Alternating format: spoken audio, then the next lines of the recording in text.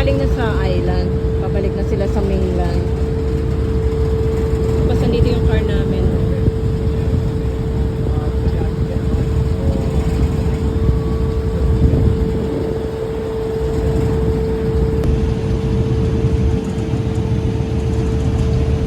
Tawid dagat lang kami para makarating kami sa island.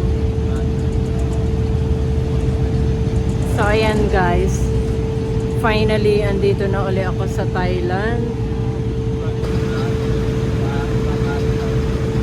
Ito yung mga sasakyan, dito kami nakasakay. Ayun o, andun yung mga bagahe namin sa isang pick up.